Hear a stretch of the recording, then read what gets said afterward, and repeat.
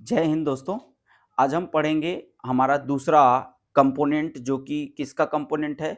हमारा ये दूसरा कंपोनेंट है एक्वायर्ड या स्पेसिफिक इम्यूनिटी का, जिसको हम बोलेंगे सेल मीडिएटेड इम्यूनिटी। ठीक है ना। तो सेल मीडिएटेड इम्यूनिटी को हम चलिए स्टार्ट करते हैं और पढ़ते हैं। तो ध्यान दीजिएगा, हमारे बॉडी में जो एक हेल्दी ह्यूमन होता है उसके बॉडी में बिलियंस ऑफ ट्रिलियंस ऑफ क्या होते हैं, लिम्फोसाइट सेल्स पाई जाती हैं। और ये जो लिम्फोसाइट सेल्स होती हैं वो कितने तरह की होती हैं, दो तरह की। और ध्यान देंगे, ये जो क्या है, मैंने आपको चीजें लिखी हैं और अलग अलग कर दिया है लाइन करके, ताकि आपको क्या हो, कंफ्यूजन ना हो और ये पॉइंट टू द पॉइंट आप क्या कर सके, इसको नोट कर सके। ठीक है। तो ध्यान दीजिएगा, हमने आपको बताया कि हमारे बॉडी में क्या होती है, मतलब जो हेल्दी ह्यूमंस होते हैं, जो एकदम स्वस्थ व्यक्ति होता है, उसके बॉडी में क्या होते हैं कि ट्रिलियंस ऑफ बिलियंस ऑफ क्या होते हैं, लिम्फोसाइट सेल्स पाई जाती हैं। यही लिम्फोसाइट सेल्स हमारे इम्यून का क्या करती हैं, फंक्शन करती हैं और इम्यून्स की क्या करती हैं, चीज़ों को और अच्छी करती हैं, ताकि हम कम से कम बीमार पड़ें। ठीक है। तो ध्यान दीजिएगा, ये जो लिम्फोसाइट सेल्स होती हैं ये दो तरह की होती हैं। तो इन लिम्फोसाइट सेल्स को हम बोलते हैं B lymphocyte and T lymphocyte. ये बात क्लियर। ये जो लिम्फोसाइट सेल्स होती हैं, ये सेल्स और ऐसी सेल्स जो कि हमारे इम्यून सिस्टम से क्या है, रिलेटेड हैं, इन सारी सेल्स का फॉर्मेशन बोन मैरो में होता है। ठीक है ना। बोन मैरो में इन सब के क्या होते हैं, प्रोडक्शन होता है, या क्या होते हैं, ये फॉर्म्ड होते हैं, प्रोड्यूस्ड होते हैं। ठीक है ना। देखिए, क्या होता है कि जो प्रोडक्शन होता है इम्यून सेल का फ्रॉम द बोन मैरो, ठीक है ना, इम्यून सिस्टम का, जो इम्यून सिस्टम से रिलेटेड सेल्स हैं, उनका जो प्रोडक्शन होता है फ्रॉम द बोन मैरो, इस प्रोसेस को हम क्या बोलेंगे, हिमेटोपियोसिस कहते हैं। यहां पर देखिए, the process of production of cells of immune system in the bone marrow is called haematopoiesis. ठीक है। ये बात आप याद रखेंगे और इसको क्या करिएगा, आप अच्छे से ध्यान दीजिएगा। क्लियर।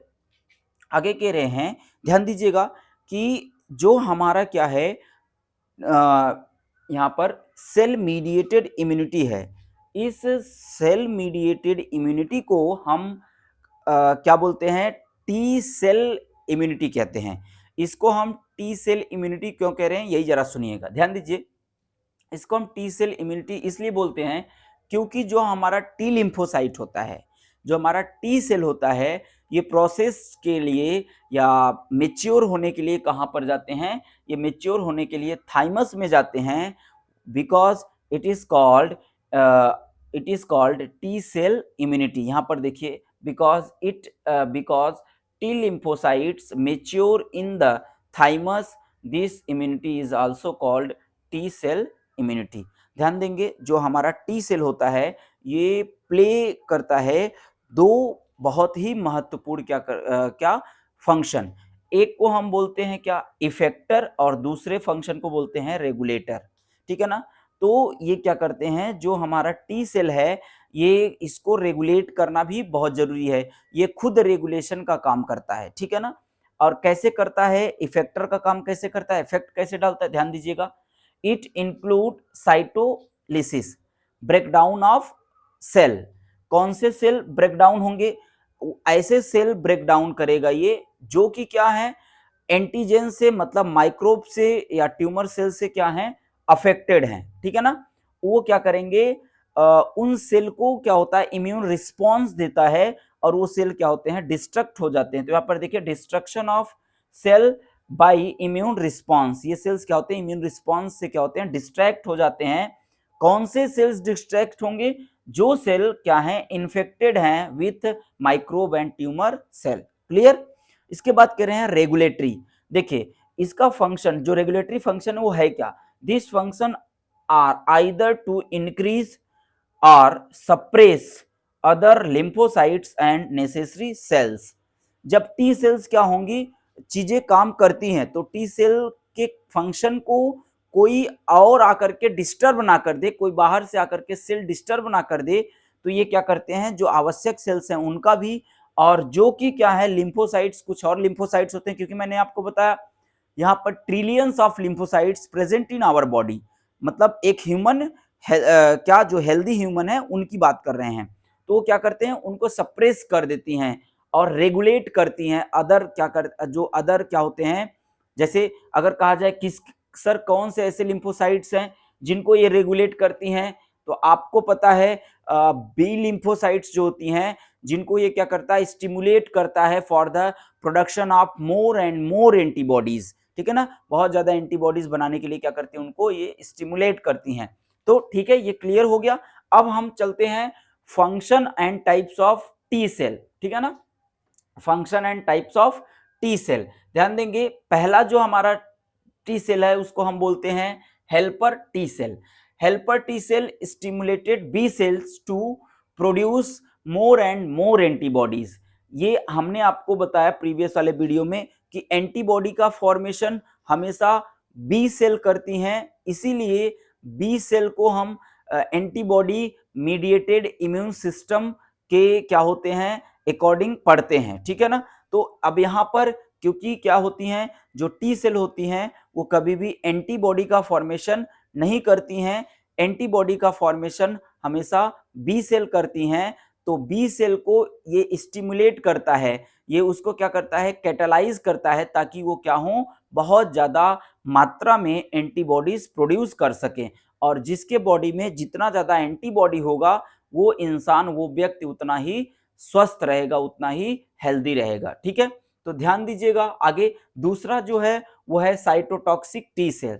साइटोटॉक्सिक टी सेल्स ऐसी सेल्स होती हैं जो माइक्रोब्स और पैथोजेंस पर, लाइक बैक्टीरिया, वायरस, फंगस, इन सब पे क्या करती हैं, डायरेक्ट अटैक करती हैं, और डायरेक्ट अटैक करके क्या करती हैं, उनको डिस्ट्रॉय कर देती हैं, खुद जो मतलब इन्फेक्टेड सेल हैं उनको। तो ध्यान दीजिएगा यहाँ पर, cell directly attack on, destroy, attack and destroy antigen capable of killing microorganisms and even some of the body own cell directly, ठीक है ना, जिसकी वजह से इसको हम क्या बोलते हैं, किलर सेल कहते हैं। ये सेल्स खुद को भी क्या करती हैं, किल्ड कर देती हैं। ये सेल खुद को क्यों किल्ड करती हैं, जैसे ये सेल्स जहां पर पाई जाएंगी, मान लीजिए वो अंदर आई, तो ये सेल्स उस एंटीजन पे क्या होंगी, डायरेक्ट अटैक कर दिया, ठीक है ना। मान लीजिए क्या है, कोई भी है, मान यहीं आप देख लीजिए, ये मान लीजिए कोई एंटीजन है, तो ये जो क्या है, साइटोटॉक्सिक टी सेल है, इसके ऊपर अटैक कर दिया, ऐसे अटैक कर दिया और खुद को ही क्या कर दिए, ये किल कर दिए। तो बताओ जो माइक्रोब्स होंगे वो भी क्या हो जाएंगे, किल हो जाएंगे कि नहीं। इसीलिए इसको हम क्या बोलते हैं, किलर सेल कहते हैं। और साइटोटॉक्सिक मतलब हम कह सकते हैं कि जो सेल क्या होते हैं, जहरीले होते हैं। साइटोटॉक्सिक का मतलब क्या होता है, अनवांटेड या कैसे पॉइजनस चीजें होती हैं उनको बोला जाता है, ठीक है ना। आगे देखेंगे, ये जो किलर सेल्स होती हैं, ये killer cells destroy cells infected by virus, bacteria and kill bacteria, virus, parasites and cancer cell. ये उनके ऊपर अटैक तो करती हैं, अटैक करने के साथ साथ ये क्या करती हैं, सेल्स को भी, जो कि अटैक की हुई सेल्स हैं उनको भी क्या करती हैं, मतलब खुद को भी ये क्या करती हैं, पूरी तरह से डिस्ट्रॉय कर लेती हैं, जिससे बैक्टीरिया और वायरस जो होते हैं वो किल हो जाते हैं। आगे बोल रहे हैं, अगला है हमारा मेमोरी टी सेल। ध्यान दीजिएगा, memory T cell. Memory T cell क्या करती हैं, जो कि क्या हुआ है, फर्स्ट एनकाउंटर से, मान लीजिए कोई भी बैक्टीरिया, वायरस या एंटीजन हमारे बॉडी के अंदर एंटर किया, तो उसको क्या करने के लिए, रिकॉग्नाइज करने के लिए, और ओरिजिनल फॉर्म में उसको क्या करती हैं, रिकॉग्नाइज करके अपने पास मेमोरी रख लेती हैं कि अब तुम बाद में आओ फिर हम तुमको बताते हैं। और जैसे ही वो बाद में आएगा, तो क्योंकि इसके पास ये रिकॉग्नाइज किया है ओरिजिनल इन्वाइडिंग एंटीजन को, जो कि फर्स्ट टाइम क्या किए थे, अटैक में आए थे, जो पहली बार बॉडी में एंटर किया था, तो इसीलिए इसको हम मेमोरी टी सेल कहते हैं। ये चीजों को याद रखती हैं, जो भी एंटीजन आया है बॉडी में, उसको ये क्या करती है, माइक्रोब्स जो पैथोजेंस हैं, जो रोग क्या है पैदा कर रहे हैं हमारे शरीर में, उनको ये क्या करती हैं, याद करके रखती हैं, ठीक है ना। जो कि कैसे याद करती हैं, फर्स्ट एनकाउंटर, जब पहली बार वो हमारे शरीर में आए थे, तब से उसको ओरिजिनल फॉर्म में ही हूबहू फोटो कॉपी कर लेती हैं। ये कौन, मेमोरी टी सेल। आगे कह रहे हैं सप्रेसर सेल। सप्रेसर सेल क्या होता है, देखिए, these cells are capable of suppressing the function of cytotoxic and helper T cell। ये साइटोटॉक्सिक और हेल्पर टी सेल को क्या करती हैं, उनके फंक्शन को सप्रेस कर देती हैं, स्थिर कर देती हैं कुछ समय के लिए। क्यों स्थिर करती हैं? ध्यान दीजिएगा, ये इसलिए स्थिर कर देती हैं क्योंकि डिफरेंट टाइप्स की, फिर वही बात जो यहाँ पर आपने पढ़ा, trillions of cell are present in healthy human ना, तो वो क्या करती हैं और अपने कोई मनमानी ना करने लगे, कोई भी लिम्फोसाइट सेल कुछ दूसरी चीजें ना बनाने लगे। जैसे क्या होता है कभी कभी जो क्या होते हैं WBC होता है, उसकी क्या होती है नंबर बढ़ने लगती है ना, तो नंबर को क्या करने के लिए, कंट्रोल करने के लिए, और हेल्पर टी सेल्स को क्या, साइटोटॉक्सिक जो टी सेल्स हैं उनको क्या करने के लिए, कंट्रोल करने के लिए ये क्या करती हैं, उनके फंक्शन को सप्रेस कर देती हैं, दबा देती हैं, जिससे वो क्या होते हैं, बहुत जल्दी जल्दी क्या होते हैं, अपने फंक्शन और अपने इफेक्ट को शो नहीं कर पाते हैं। आगे कह रहे हैं they are also inhibit the immune system from attacking the body own cells. ये क्या करती हैं, सप्रेसर सेल, कभी कभी मैंने आपको बताया कि जो टी सेल्स होती हैं ये खुद के ही बॉडी को क्या करती है, नष्ट कर लेती है, खुद के ही सेल को नष्ट कर लेती हैं। तो ये टी सेल अपने ही सेल को नष्ट ना करे, इसलिए उनको भी क्या करती हैं, इनहिबिट करती हैं, रोकती हैं। ठीक है ना। आगे देखिएगा रोल ऑफ CMIS का मतलब सेल मीडिएटेड इम्यून सिस्टम।